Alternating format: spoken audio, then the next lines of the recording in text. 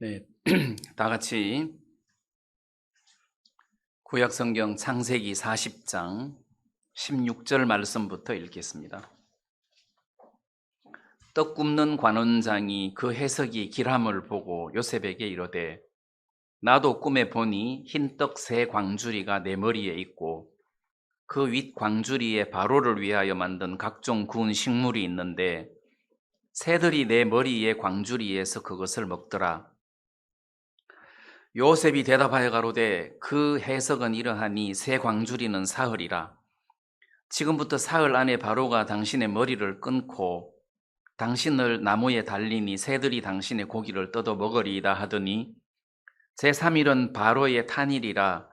바로가 모든 신하를 위하여 잔치할 때에 술 맡은 관원장과 떡 굽는 관원장으로 그 머리를 그 신하 중에 들게 하니라. 바로의 술 맡은 관원장은 전직을 회복하며 그의 잔을 바로의 손에 받들어 드렸고 떡 굽는 관원장은 매달리니 요셉이 그들에게 해석함과 같이 되었으나 술 맡은 관원장이 요셉을 기억지 않고 있었더라. 여기 23절 말씀까지 읽어드렸습니다. 네, 이 창세기 40장 떡 맡은 관원장 또 술 맡은 관원장 꿈꾼 이야기, 그리고 요셉이 그 꿈을 해석해 준 이야기가 나옵니다. 그런데 먼저 여기서 제가 말씀드리려고 하는 것은 창세기 37장에 요셉이 17살 때 꿈을 꿉니다. 요셉이 꿈을 꾸었는데 그 꿈 속에서 형제들하고 밭에서 곡식단을 묶었는데 형님들이 묶은 곡식단은 일어서고 그리고 자기 묶은 곡식단을 향해서 절을 하더라. 그런 꿈을 꿨어요. 그리고 또 이제 시간이 좀 지나서 어느 날 요셉이 또 꿈을 꾸었는데 11별과 해와 달이 나에게 절을 하더라. 이제 그런 꿈을 꾸었단 말입니다. 해와 달과 11별이 자기에게 절을 하는 꿈을 꿨어요. 자, 그러면 우리가 여기서 뭘 하나 생각을 하고 조심을 해야 되느냐 하면 하나님이 요셉에게 꿈을 통해서 말씀하시기를 너는 앞으로 치리자가 될 거다. 너는 앞으로 왕이 될 거다. 이걸 꿈을 통해서 보여주신 거예요. 그러면 하나님께서 예레미야 선지자나 이사야 선지자들에게 하나님이 말씀하실 때는 하나님이 그 선지자들에게 말씀으로 그들에게 말씀을 하신 거예요. 예레미야에게는 이스라엘 백성들로 회개하게 하라. 그렇지 않으면 바벨론의 포로가 되게 하겠다. 자, 이렇게 하나님이 직접 메시지를 그 선지자들에게 넣어줬단 말입니다.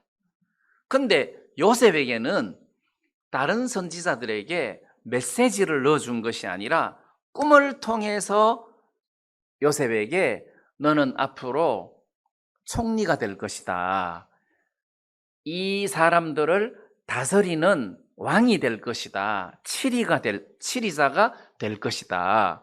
자, 이렇게 하나님이 요셉에게 꿈을 통해서 말씀을 하셨다는 거예요.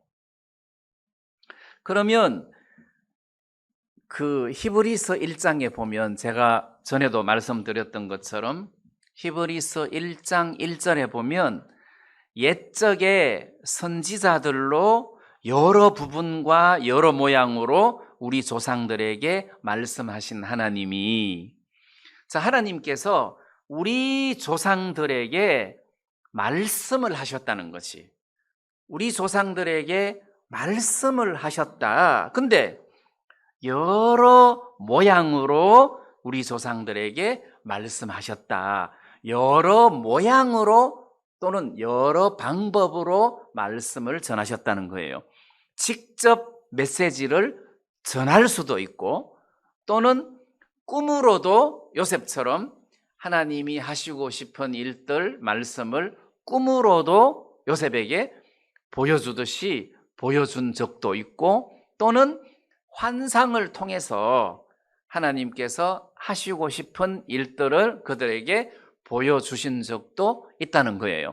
그러니까 여러 모양으로 우리 조상들에게 말씀을 하셨다 했으니까, 요셉이 꿈을 꾸었다는 것은 다른 식으로 표현하면 하나님께서 요셉에게 말씀하셨다, 이렇게 보면 된다는 거죠. 꿈을 통해서 말씀을 하신 것이기 때문에. 자, 그렇기 때문에 하나님이 요셉에게 말씀을 하셨어요. 너는 치리자가 될 것이다. 너는 왕이 될 것이다. 너는 이 온 민족을 다스리는 자가 될 것이다 하고 이렇게 꿈을 통해서 말씀을 하셨다, 이 말입니다. 그 다음에 이제 또 더 중요한 말씀은 시편 105편 말씀인데, 시편 105편 17절에 보면 이런 대목의 말씀이 나옵니다. 한 사람을 앞서 보내셨으며 요셉이 종으로 팔렸도다. 그 발이 착고에 상하며 그 몸이 쇠사슬에 매였으니 곧 여호와의 말씀이 응할 때까지라. 그 말씀이 저를 단련하였도다. 여기서는 꿈이라고 이야기 안 하고 말씀이라고 이야기를 했단 말입니다. 지금 이게 요셉 이야기거든요. 요셉이 종으로 팔렸도다. 착고에 상하고 그 몸이 쇠사슬에 매였는데 여호와의 말씀이 응할 때까지다. 여호와의 말씀이 응한다는 말은 요셉이 총리가 될 때까지, 요셉이 왕이 될 때까지 요셉은 착고에 매여서 감옥에 갇혔다, 이런 뜻이에요. 그러니까 시편 105편에서는 꿈이 이루어질 때까지 이렇게 안 하고 말씀이 응할 때까지다, 이렇게 표현하신 것을 보면 창세기 37장에서 요셉이 꿈을 꾼 것은 하나님이 꿈을 통해서 말씀을 하셨다는 것입니다. 자, 그러면 옛적에는, 구약시대입니다. 옛적에는 하나님이 이렇게 선지자들에게 말씀을 하시고 꿈을 통해서 하나님이 그들을 깨우치시고 말씀을 하시고 하나님의 뜻을 전하셨다가, 이 모든 날 마지막에 세상 끝에서는 예수님이 직접 꿈이나 그다음 이런 말씀, 대언을 통해서 하나님이 말씀하신 것이 아니고 예수님이 나타나셔가지고 직접 하나님의 뜻을 우리들에게 말씀을 하셨단 말입니다. 그리고 예수님이 하신 그 모든 말씀, 또 하나님께서 사도들을 통해서 하신 모든 말씀, 또 구약의 선지자들을 통해서 하신 그 모든 말씀을 성령으로 전부 다 기록하게 하셔서 66권의 성경을 통하여 하나님이 우리에게 전할 메시지를 다 증거를 해 주셨단 말입니다. 그러니까 지금은 선지자가 필요하냐? 이제는 선지자가 필요 없어요. 왜냐하면 하나님이 이 66권 말씀을 통해서 당신이 인간들에게 하시고 싶은 모든 말씀을 전부 다 이야기하셨기 때문에 또 다른 선지자가 이제는 필요 없다는 겁니다.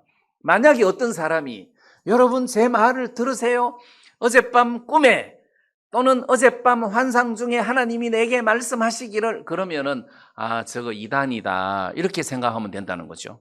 왜냐하면 지금은 이상이나 환상이나 꿈을 통해서 말씀하시는 것이 아니고 지금은 하나님이 하시고 싶은 말씀을 이미 이 66권의 성경에 다 기록이 되어 있기 때문에 이 속에서 하나님의 뜻을 발견하고 이 사실을 믿음으로 받아들이면 된다는 거예요.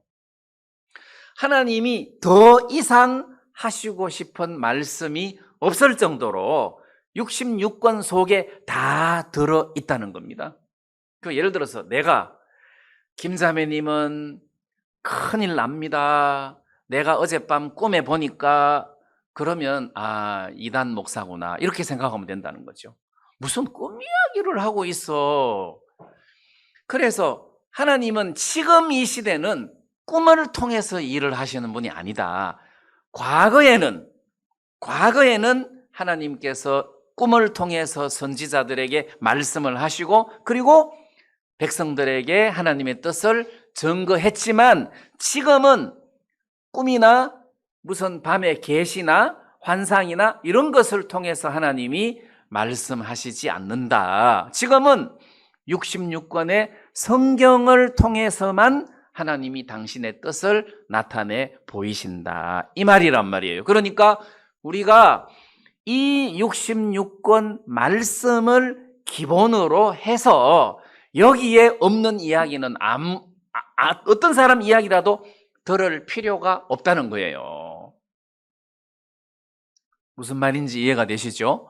그래서 예를 들어서 김영재 님이 목사님 어젯밤에 내가 지옥을 한번 구경시켜 주어서 천사가 나 지옥을 봤는데 거기 막 독사가 막 사람들을 칭칭 감고 있고 어쩌고 저쩌고 그러면 내가 그 말을 어젯밤 개꿈 꿨네요 그러고 말아야지. 지옥 가면 뱀이 사람들을 칭칭 감고 이거는 그렇게 생각하면 안 된다는 거죠. 왜? 성경에는 지옥 가면 뱀이 사람을 칭칭 감고 있다는 이야기가 없거든요. 성경에는 불과 유황으로 타는 못이다. 불과 유황으로 타는 못으로 설명을 하고 있지 뭐 뱀이나 이런 건 다 불교식이란 말입니다. 그러니까 성경에 없는 이야기는 어떤 꿈이라 하더라도 어떤 환상이나 계시라 하더라도 우리가 그거를 믿을 필요가 없다는 거죠. 오직 성경에 뭐라고 기록되어 있는데 이렇게 따져야 된다는 거죠. 성경에 그런 말이 어디 있는데 내가 저주를 받는다고 사람들이 그러는 거. 성경에 내가 저주받는다는 이야기가 어딨냐? 교회 떠나면 저주받는다는 이야기가 어딨냐? 조직을 떠난 거지. 성경에 그런 게 어디 있느냐? 성경적인 근거를 대라 해서 성경에다가 우리가 뿌리를 내리는 것이 맞다는 거죠. 그래서 요셉이 꿈을 꿨다는 것은 하나님의 말씀을 받았다. 네가 앞으로 왕이 될 것이다. 네가 앞으로 총리가 될 것이다 하는 말씀의 약속을 받았다 이런 뜻이에요. 자, 근데 그런 꿈의 말씀을 받았는데 형들에게 팔리고 종으로 팔려가고 그 다음에 감옥에 들어갔어요. 아니 꿈의 말씀을 통해서는 내가 왕이 되고 총리가 된다고 하셨는데 무슨 감옥에 내가 이렇게 갇히냐. 수년을 감옥에 갇히는데 꿈속에서 하나님이 내게 하신 말씀은 뭐냐? 근데 그 요셉이 내가 이렇게 감옥에 갇혔지만 하나님 뜻대로 내가 언젠가는 총리가 될 거야. 왕이 될 거야. 요셉이 그 사실을 계속 묵상하고 믿었다는 거예요. 그게 시편 105편이에요. 여호와의 말씀이 응할 때까지라 그 말씀이 저를 단련하였도다. 말씀이 요셉을 단련을 했다는 겁니다. 이 단련을 했다는 말은 너 왕 될 거야. 내가 이제 왕 되겠구나 하고 기다리고 있었는데 종으로 팔렸어. 아니 왕이 된다고 했는데 왜 종으로 팔렸지? 이상하다. 이게 뭐지? 내가 뭐 개꿈을 꿨나? 뭐 이렇게 하다가 아니야. 내가 종으로 팔렸지만 이거는 형편이고 꿈의 말씀은 내가 왕이 된다고 그랬어. 다시 하나님의 말씀을 믿는 거예요. 근데 이젠 감옥에 갔어. 이게 뭐야? 내가 왕이 된다고 했는데 종으로 팔리는 것도 고사하고 이제는 감옥까지 갔어? 야, 이거 내가 왕 될 징조가 전혀 없는데? 아니야. 하나님 말씀은 이루어지는 거야. 내가 감옥에 갇혔지만 언젠가 말씀의 약속대로 나는 왕이 될 거야. 이게 단련이라는 거예요. 근데 이제 술 맡은 관원장이 풀려났어. 나를 기억해 주세요. 됐다. 이제 곧 풀려나겠구나 했는데 술 맡은 관원장이 요셉을 기억지 않고 잊어버렸어. 그래서 1년이 지나도 소식이 없어. 그 요셉이 또 실망을 하는 거예요. 내가 왕이 되는 말씀의 꿈을 꾸었는데 이게 뭐야? 왕이 안 되는 건가? 아니야. 하나님의 뜻은 내가 왕이 된다고 했어. 하나님 말씀에 나는 왕이 된다고 했어. 틀림없이 왕이 될 거야. 자, 이렇게 몇 번 고비를 넘기면서 마음이 말씀으로 다져지는 것을 단련이라고 하는 거잖아요. 그래서 구원받은 사람이 하나님의 말씀을 믿을 때 처음에 믿는 믿음하고 나중에 믿는 믿음하고 강도가 다르다는 거죠. 갓 구원받은 사람의 구원의 믿음은 흔들려. 야, 내가 이렇게 죄 가운데 사는데도 과연 내가 하늘나라 갈 수 있을까? 흔들려. 근데 그 말씀이 내 삶을 통해서 단련을 한다는 거죠. 단련을 한다.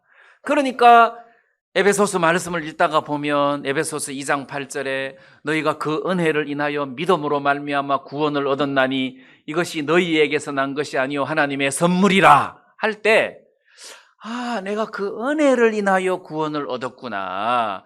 하나님 은혜로 내가 구원을 받은 것이고 하나님의 선물이지 내가 잘나서 구원받은 것이 아니구나. 이거는 은혜야. 이건 하나님의 선물이야. 한 번은 봄에 길을 가는데 어떤 젊은 사람이 예쁜 화분을 주는 거예요. 이걸 왜 줘요? 나 이거 안 사요. 싫어요. 그랬더니 이게 공짜로 주는 겁니다. 왜 공짜로 주는 거예요? 그랬더니 그 부부의 날이래요. 그날이 부부의 날이래. 그래서 사람들한테 무조건 나눠준대. 결혼한 사람처럼 보이면 그러면 부부의 날인데 하나 더 주세요 해가지고 2개를 받았어요. 자, 그런 것을 공짜하고 선물이라는 거잖아요. 그건 그냥 막 주는 거라. 받는 사람에게. 나는 또 주제 넘게 우리 집 사람한테 배운 게 많아가지고 하나 더 달라고 그랬더니 하나 더 주더라고. 그러면 공짜라는 거죠. 공짜. 그러면 이 구원이라는 것도 마찬가지. 공짜로 우리는 다만 믿었을 뿐이라는 겁니다. 근데 1년이 가고 2년이 가고 구원받고 신앙생활 하다가 보니까 이 믿음이 단련이 돼가지고 그래 나는 확실히 천국 갈 자신 있어 하고 믿음이 점점점 단단해진다는 겁니다. 그래서 이 시편 105편에 여호와의 말씀이 응할 때까지라 그 말씀이 저를 단련하였도다. 꿈을 단련하였도다. 그래서 지금 이 21세기에서는 하나님이 꿈을 통해서 여러분들에게 말씀 안 하십니다. 그거는 그냥 참고로 재미로 해석을 하는 거고 진리는 아니라는 거죠. 진리는 오늘 이 시대의 진리는 꿈을 통해서 말씀하시는 것이 아니라 66권의 말씀을 통해서 하나님께서 우리에게 말씀하신다. 그걸 기억하시고 그 다음 하나님께서 우리들에게 이렇게 말씀을 주실 때 그 말씀을 그대로 이루시기 전에 그 말씀으로 우리를 단련하신다는 사실을 기억하셔야 돼요. 단련한다는 말은 하나님의 말씀을 믿는 믿음이 더 견고하고 확실하게 하려고 우리를 연단시킨다는 뜻이죠. 그래서 저는 구원을 받고 이렇게 사역을 하면서도 살다가 보니까 어려운 일이 찾아온단 말입니다. 부담스러운 일이 찾아오고 어려운 일이 찾아오고 뭐 건강이 안 좋은 이런 일들도 찾아오고 뭐 물질적인 어려운 일들도 찾아오고 이런 어려운 일들이 찾아온단 말입니다. 그런데 그때마다 하나님 말씀이 하나 생각나는 것이 고린도전서 10장에 사람이 감당할 시험 밖에는 하나님께서 허락지 아니하신다. 감당할 수 없는 시험 당함을 하나님께서 허락지 아니하신다. 자, 그러면 내가 어떤 어려움이 찾아왔을 때 하나님은 감당할 수 없는 어려움을 나에게 안 주신다고 그랬지. 그러면 내가 이걸 충분히 감당할 수 있겠구나. 그럼 감당할 수 있으면 문제가 안 된다는 거죠. 감당할 수 있어. 이 어려움은 내가 감당할 수 있어. 감당할 수 없으면 하나님이 허락을 안 하시고 또 시험 당할 쯤에 피할 길을 주사 너희로 능히 감당하게 하시느니라. 능히 감당하게 하신다는 거예요. 아, 내가 이 문제를 능히 감당할 수 있겠구나. 근데 살다가 보니까 또 어려움이 찾아왔어. 너무 부담스러운데? 이거 내가 감당할 수 없겠는데? 와, 내가 이 어려움 앞에 내가 완전히 퍼지겠는데? 그 말씀이 다시 생각나는 거예요. 능히 감당하게 하시느니라. 너 이거 말씀에 감당할 수 있다고 해서 그래, 너 이거 충분히 이 문제를 네가 해결할 수 있어. 네가 걱정하거나 두려워하거나 할 필요 없어. 네가 능히 감당할 수 있어. 그렇지. 말씀에는 내가 이걸 능히 감당할 수 있다고 했어. 해서 부딪히면 내가 능히 그 문제를 감당하게 되더라는 겁니다. 그걸 한 번 겪고 두 번 겪고 세 번 겪으면서 그 말씀이 나를 단련을 하다가 보니까 그 다음에는 어떤 어려운 일이 찾아와도 내가 능히 감당할 수 있어. 골리앗이 나타나도 내가 너를 능히 감당할 수 있어. 이렇게 믿음으로 말씀을 할 수 있고 간증을 할 수 있다는 거예요. 자, 이렇게 하나님은 우리들에게 말씀을 가르쳐 주실 때 그 말씀으로 우리를 단련을 시킨다는 거죠. 믿음을 단련을 시킨다. 그리고 구원받은 사람에게는 왜 로마서 8장 거기 보면 하나님을 사랑하는 자 곧 그 뜻대로 부르심을 입은 자들에게는 하나님이 이 모든 것을 합하여 선을 이루시느니라. 선을 이룬다는 거예요. 선을 이룬다. 아, 하나님이 이런 것을 합하여 선을 이루는구나. 자, 그러면 내게 어떤 어려움이 찾아왔어. 아, 이거 싫어. 근데 말씀에 그 어려움을 이거하고 합쳐서 선을 이루셔. 선을 이룬다는 말은 이것이 오히려 더 잘된 일이라는 거지. 선을 이룬다는 더 좋게 된다 이런 뜻이에요. 이런 어려운 일들이 나중에는 더 좋게 되게 하신다. 그 말씀을 외우고 삶 속에서 어떤 어려운 일을 당할 때 아, 하나님이 이 모든 것을 합하여 선을 이루시는구나. 더 좋게 하시는구나. 그러면 이 어려움을 우선은 어렵지만 내가 잠깐 기다리면 하나님이 이걸 통해서 복이 되게 하시겠구나. 이런 문제가 안 된다는 거죠. 그래서 하나님의 말씀은 우리의 믿음을 어떤 형편을 통해서 자꾸 단련을 시켜준다는 거예요.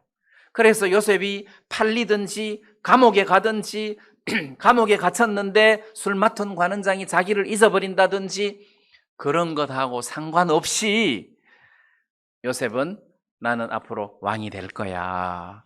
하나님이 내게 2번이나 말씀하셨어. 너는 치리자가 될 거야. 너는 왕이 될 거야. 이렇게 말씀하셨는데 내가 이 형편에 마음이 휘둘려서는 안 될 것 같아. 약속대로 나는 왕이 될 거야. 예, 이렇게 소망을 가지고 종생활을 하고 감옥 생활을 해야 되는 것이지 그 믿음을 잃어버리고 퍼져버리고 낙심한다면 그러면 아직까지 단련이 덜 된 거죠. 여러분, 우리가 하나님의 말씀을 믿음으로 받아들일 때 하나님이 그 말씀으로 우리를 단련하신다는 것을 여러분들이 좀 기억하실 필요가 있을 것 같습니다. 자, 이런 부분들에 대해서 여러분들이 하나님 앞에 은혜를 입었으면 좋겠고, 그리고 저도 이제 이렇게 살다가 보니까 좀 이게 어렵고 힘든 상황이 생길 때도 있어요.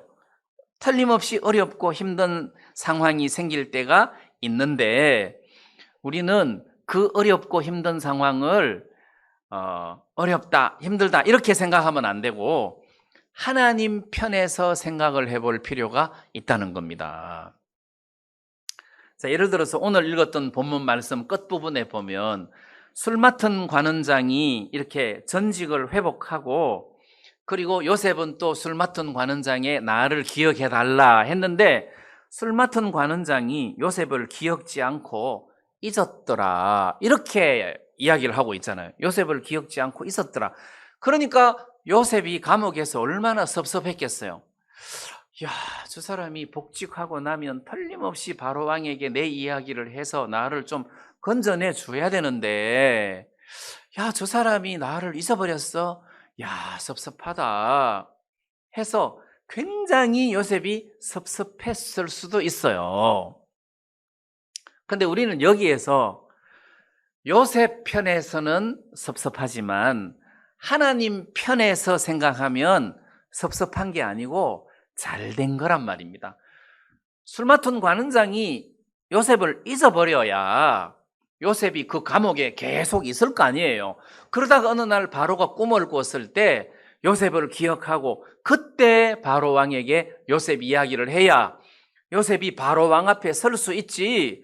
만약에 요셉을 기억해서 바로 왕에게 요셉이라는 청년이 죄도 없이 감옥에 갇혔는데 선처를 베풀어 주십시오 해서 풀어주면 가나안 땅으로 가버릴 텐데 그때 바로 왕이 꿈꾸었는데 요셉 찾으려고 그러면 없잖아요.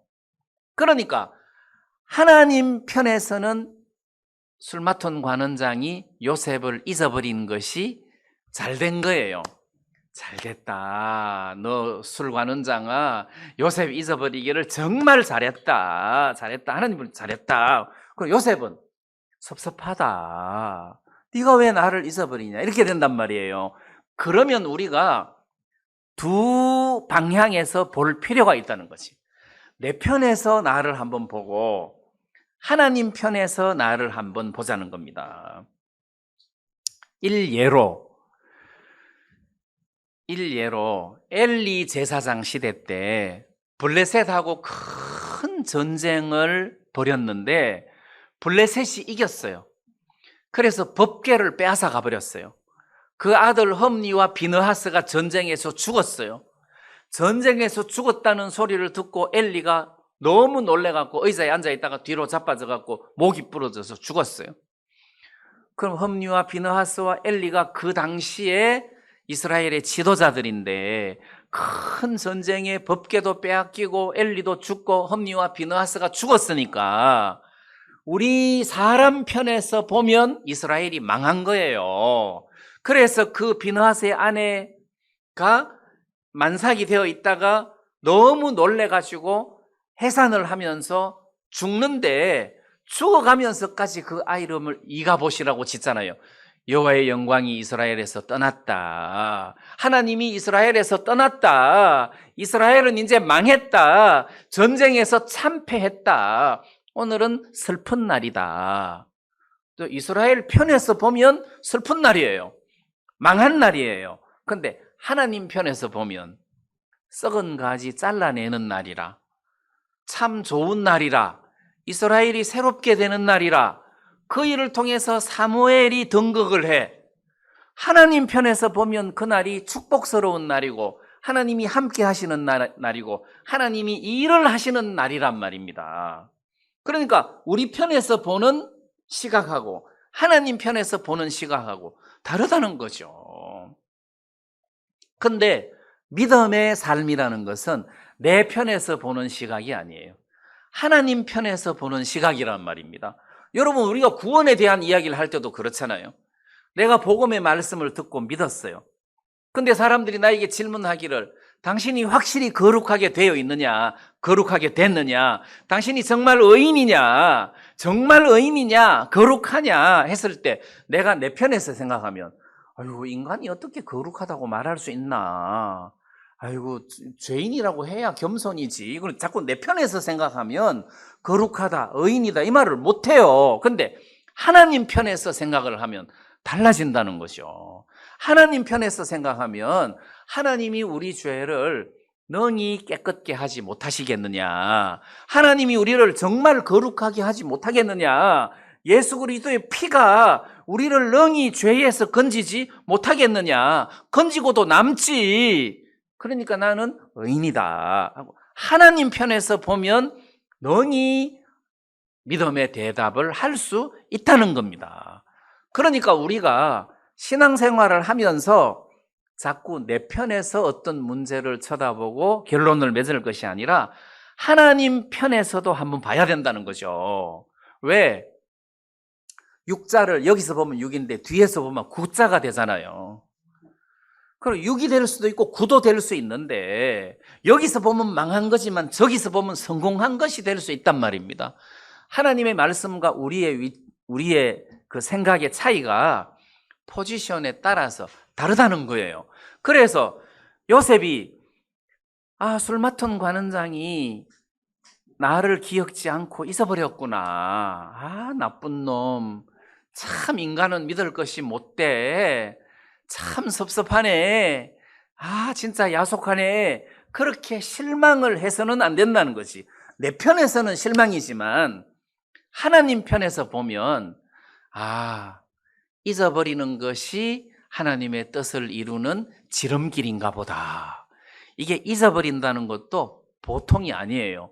여러분 이렇게 은혜를 입고 나가서 잊어버리기가 쉬워요? 기억하는 것이 쉬워요? 기억하는 것이 쉽지 2년 동안이나 잊어버린다는 건 기적이에요. 그건 하나님의 역사라는 겁니다.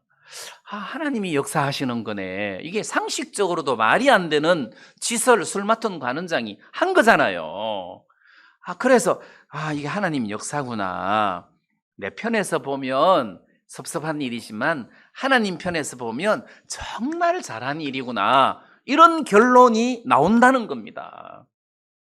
그래서 여러분들이 하나님 편에서 생각할 수 있는 시각을 넓혀야 된다는 겁니다.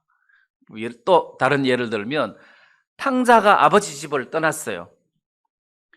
허랑방탕하게 지내가지고 모든 것을 다 잃어버렸어요. 그때 마침 때는 이때다 하고 기근이 찾아왔어. 자, 잘한 겁니까? 불행한 겁니까? 잘한 거예요. 탕자 편에서 보면 나는 진짜 운도 지지리도 없다. 하필 이때 기근이 찾아오냐, 취직하기 어렵게. 그때 마침 기근이 찾아왔다는 거는 하나님의 역사요, 기적이라는 겁니다. 모든 가진 것을 다 탕진했다는 것도 그것도 하나님의 역사라는 겁니다. 하나님 편에서 보면 잘 되고 있다. 지금 모든 것을 탕진했다. 잘 되고 있다. 일찍 탕진할수록 하나님 편에서는 잘된 일이에요. 그때 마침 기근이 찾아왔다. 잘된 일이에요. 자, 그래서 하나님 편에서 보는 시각하고 우리 편에서 보는 시각하고 이렇게 다르더라. 그래서 믿음의 사람은, 하나님의 말씀을 믿는 믿음의 사람은 사람 편에서 생각을 하다가도 다시 방향을 하나님 쪽으로 옮겨서 하나님 편에서 생각을 한다는 거예요. 하나님 편에서 생각을 하는 것이 맞다. 그게 진리에 서 있는 사람이다. 그래서 우리가 신약 성경을 읽어볼 때 사도 바울은 약할 때에 내가 곧 강함이라. 내가 약할 때 주를 의지하고 주를 의지하니까 내가 강하게 되니까 약할 때 내가 강하더라 해서 하나님 편에서 서다가 보니까 삶이 달라지는 겁니다. 이게 믿음의 삶이라는 겁니다. 믿음이라는 것은 주시옵소서 주시옵소서 하고 막 붙잡고 어거지를 쓰는 것이 아니라 하나님 편에서 보는 거예요. 하나님 편에서 보면 내가 의로운 것이 맞고, 하나님 편에서 보면 내가 이 어려움을 능히 감당할 수 있는 사람인 것이 맞고, 하나님 편에서 보면 이 어려움을 하나님이 선으로 바꾸시겠구나, 유익으로 바꾸시겠구나 하는 소망이 생기는 것이 맞다는 거예요. 그래서 우리가 요셉을 기억지 않고 잊었더라, 이거는 참 좋은 거다. 하나님 편에서 보니까 굉장히 좋은 거다. 이렇게 해석할 수 있으니까 우리가 이런 부분들에 대해서 삶 속에서 좀 적용을 해가지고 말씀 편에 서서 우리가 소망을 가지는 것이 그리스도인으로서의 믿음이다. 자, 이렇게 좀 말씀을 드리고 싶습니다.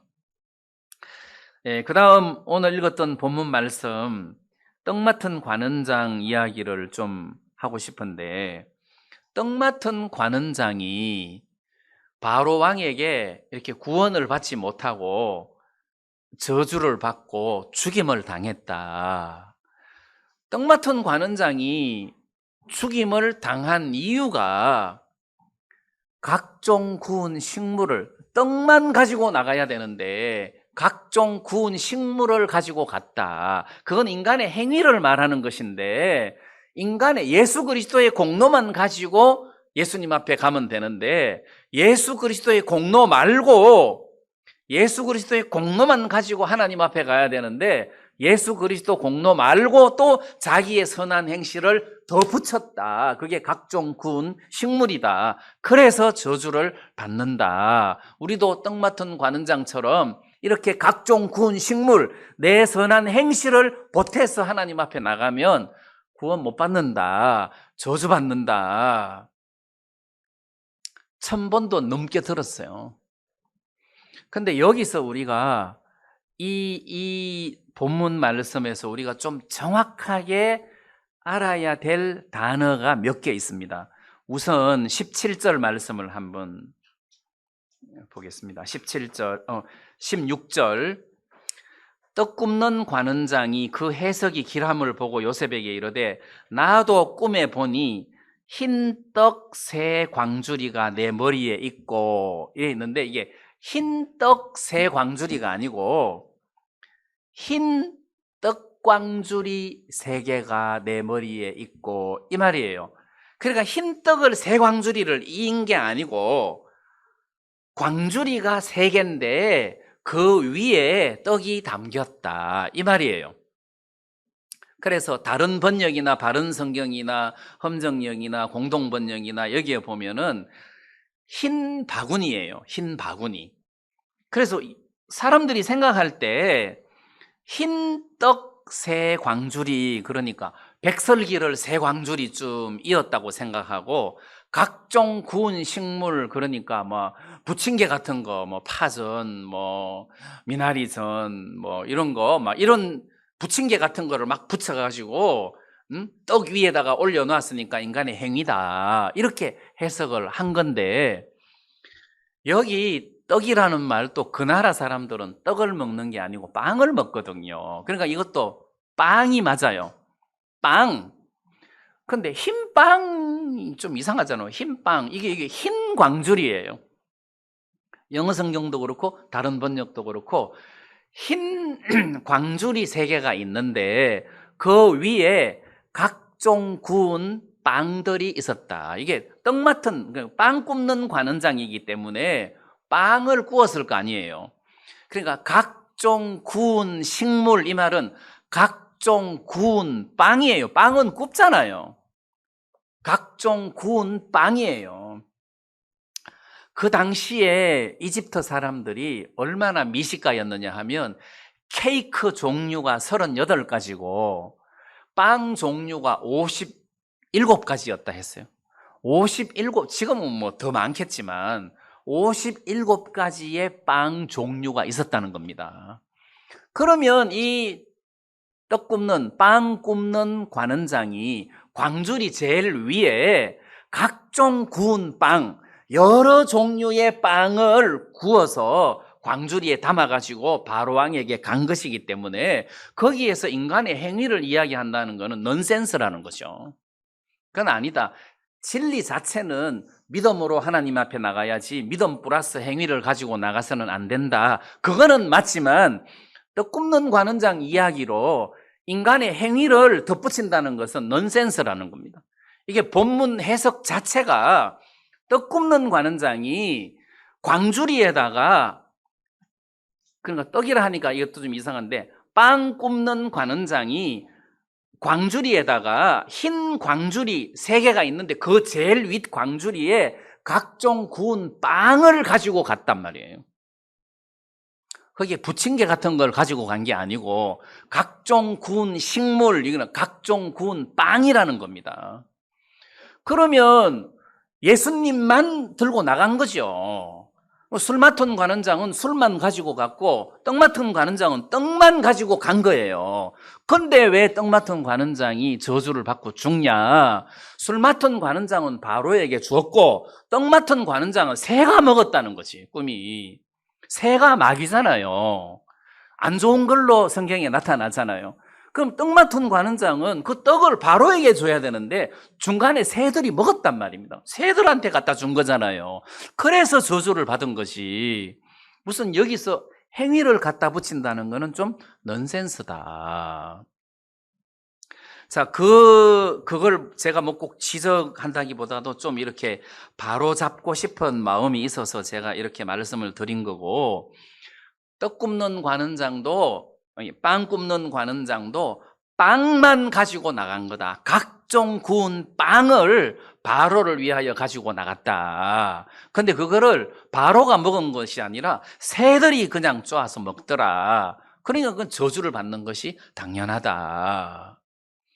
또 하나는 떡 맡은 관원장이 이런 저주 받을 수밖에 없는 꿈을 꿨어요. 뭐 꿈인데 어떡하겠어요? 저주 받을 수밖에 없는 꿈을 꿨어요. 그럼 이 떡 맡은 관원장은 어떻게 해야 되냐? 요셉한테 무릎 꿇고 살려달라고 빌어야 돼요. 지금 이 성경에 나타난 요셉은 왕이에요. 그 겉으로는 감옥에 갇혔지만 하나님 편에서는 왕이에요. 그러니까 지금 이 떡 맡은 관원장이 그런 죽을 수밖에 없는 저주의 꿈을 꿨고 해석을 들었는데 요셉에게 무릎을 꿇고 당신은 나의 구원자입니다. 나는 이 꿈 해석처럼 죽을 수밖에 없는 인간입니다. 내 인생을 당신한테 맡길 테니까 나에게 살 길을 주십시오.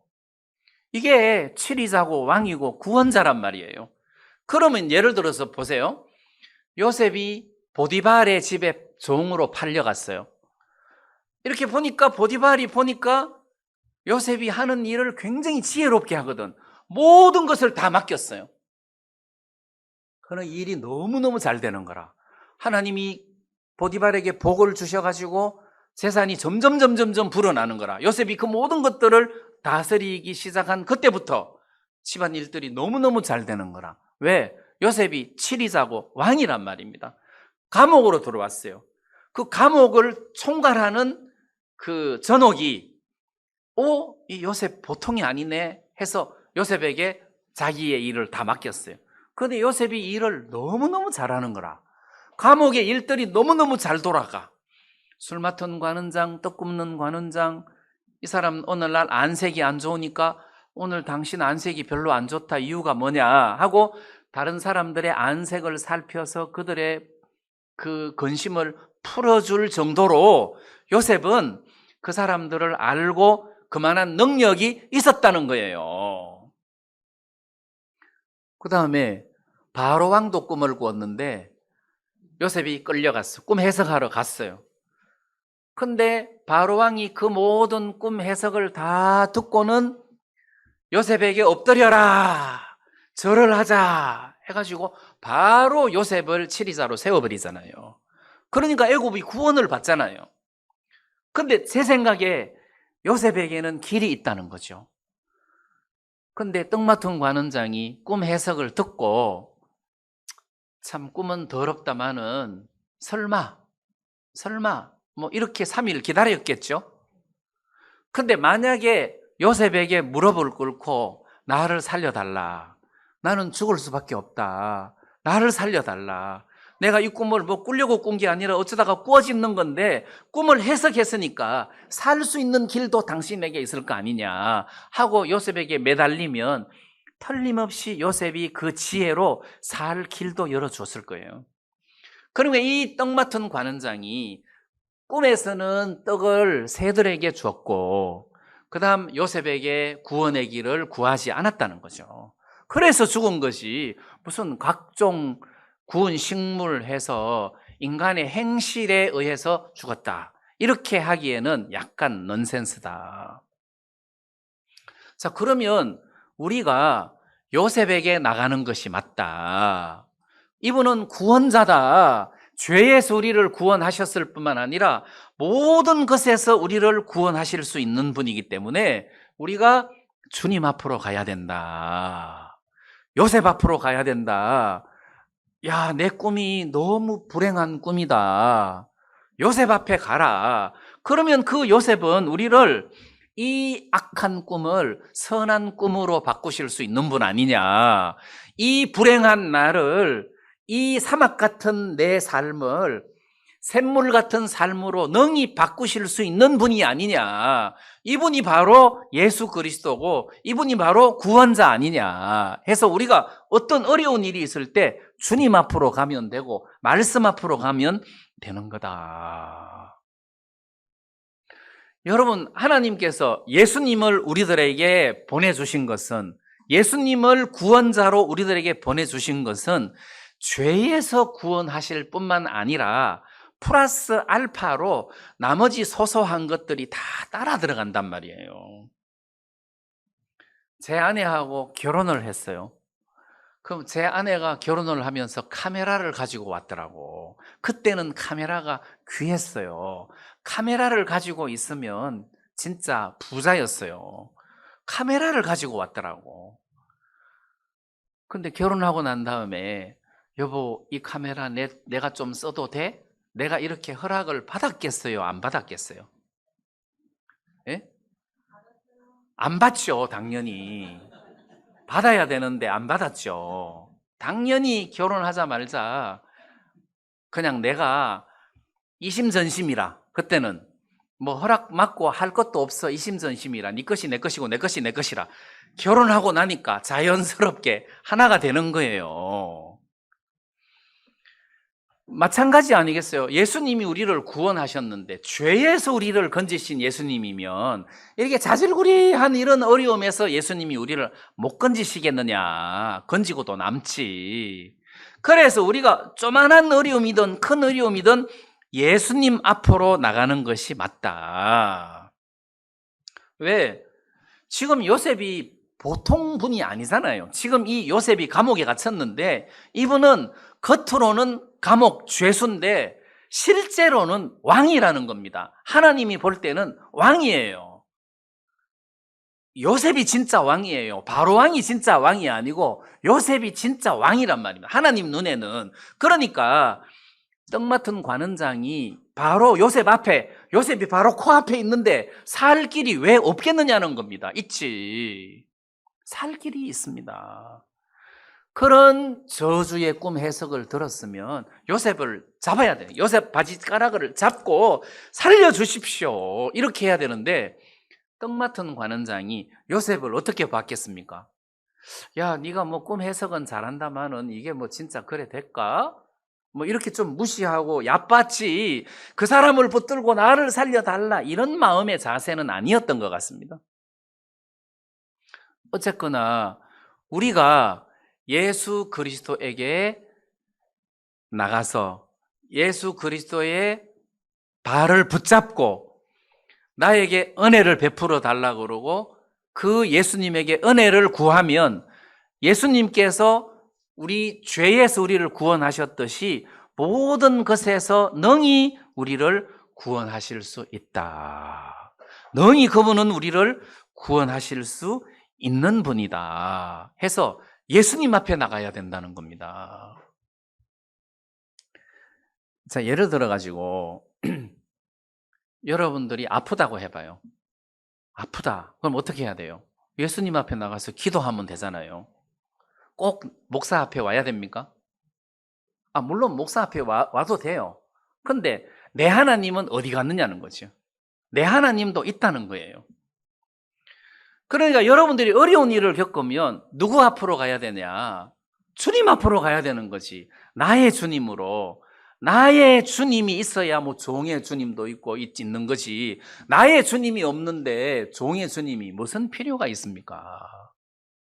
여러분들이 직장을 구한다고 해봅시다. 직장을 구한다. 누구한테 허락받아야 됩니까? 주님한테 허락받는 거잖아요. 주님, 당신은 어떻게 생각하십니까? 해서 주님과 나 사이에서 쇼부를 봐야 되는 거지, 무슨 종한테 허락을 받아야 됩니까? 그런 데는 없다는 겁니다. 이호한 목사님 교회 다니는 어떤 형제님이 목사님한테 가서 집안 문제를 이야기하니까, 왜 그 문제를 나한테 들고 와서 이야기하냐, 예수님 앞에 들고 가서 이야기해야지, 이렇게 교제해 주셨다 하더라고요. 그게 맞잖아요. 여러분들이 어떤 어려운 일이 있을 때 그걸 여러분들이 주님 앞에 들고 나가서 해결해야 되는 거지, 그걸 어디 가서 해결합니까? 종에게 들고 나가면 다 해결해 줍니까? 종도 똑같은 인간인데. 먼저 여러분들이 주님 앞에 나가야 된다. 어려운 일이 있으면 내가 주님 앞에 나가야 되고, 나하고 주님하고 가까워야 되는 거다. 그래서 어려운 일이 있으면, 내가 병들었다, 그럼 내가 주님 앞에 나가야 돼. 그리고 또 교회에다가 말하고 교회가 합심해서 기도하면 힘이 더 세져요. 그래서 이렇게 합심해서 구하는 이 기도는 개인적으로 하는 기도보다 힘이 더 세요.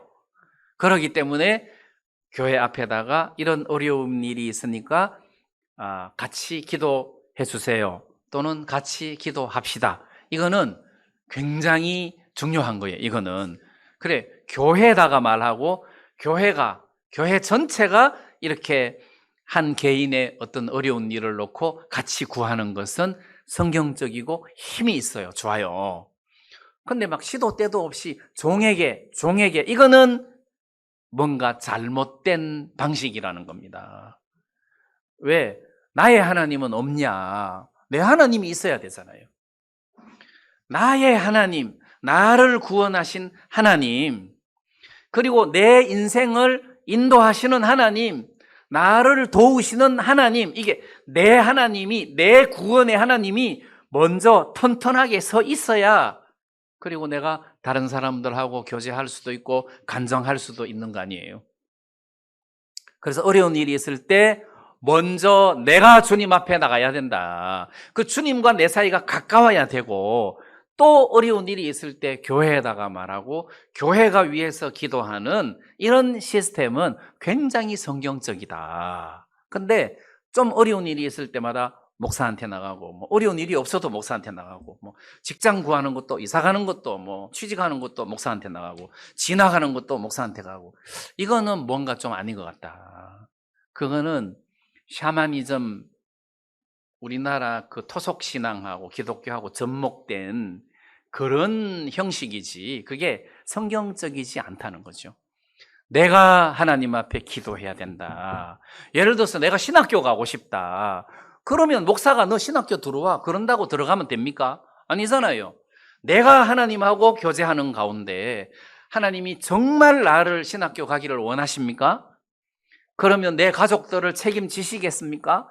해서 하나님과 나 사이에 이렇게 쇼부를 보고, 내 장래의 모든 문제, 가족들 문제까지 주님으로부터 응답을 받아서 내가 복음을 위하여 살겠다고 발을 내딛고 신학교를 들어가는 거지, 누가 오라 그런다고 해서 가고 누가 가라 그런다고 해서 가고, 그런 시스템이 아니라는 거죠.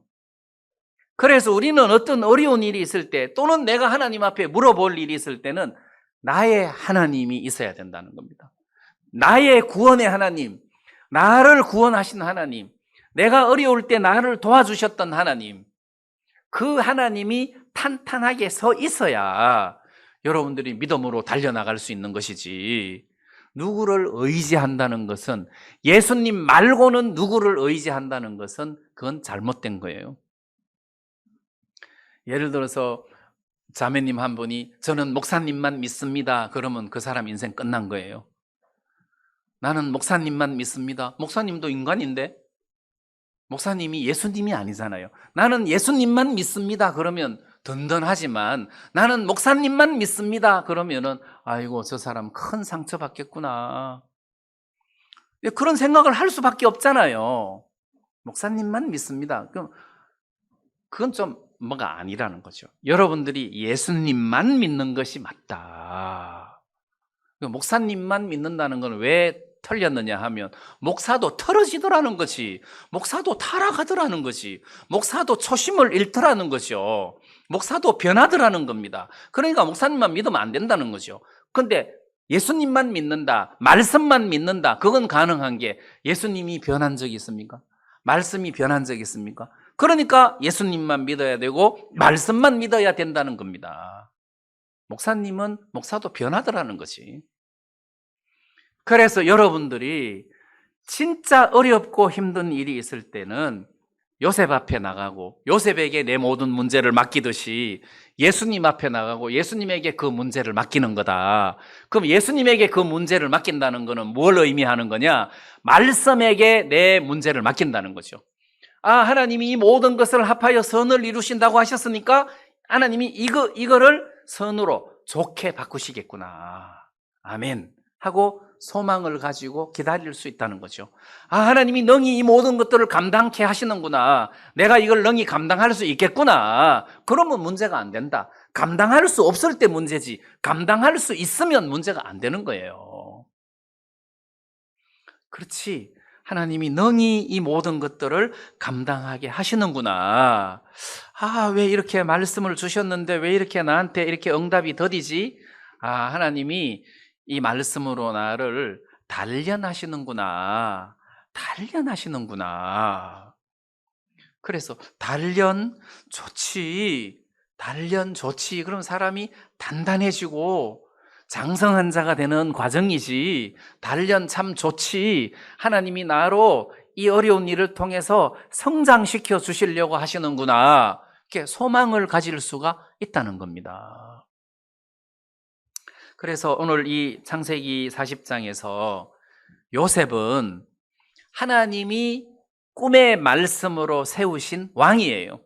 지금 당장은 왕이 아니지만 왕이에요. 왜 예수님이 33년 세상에 계실 동안 당장만 왕의 왕은 아니지만 왕이잖아요. 그분을 왕으로 믿고 그분에게 나가는 사람은 다 은혜를 입고 구원을 받았단 말입니다. 요셉도 마찬가지예요. 지금 당장 보좌에 앉는 치리자가 아니지만 하나님이 세우신 왕이에요. 그 이분을 의지하고 이분에게 맡기면 모든 것들이 형통해질 수밖에 없단 말입니다. 그래서 떡 맡은 관원장도 요셉에게 자기 인생을 맡겼으면 구원의 길이 열렸을 거라고, 틀림없이 마찬가지로 우리도 주님에게 나가서 주님에게 내 문제를 맡기면 주님이 우리들을 구원하시고 길을 여시고 은혜를 베풀어 주신다는 겁니다. 그래서 요셉에게 나갔듯이 우리가 예수님에게 나가자. 말씀 앞으로 나가자. 그 말씀이 우리를 능히 견고하게 세우실 것이다. 자, 이런 소망을 가지고 여러분들이 말씀 앞에서 살았으면 좋겠습니다. 말씀 여기까지 드리겠습니다. 우리 다 같이 찬송 한 장 부르겠습니다.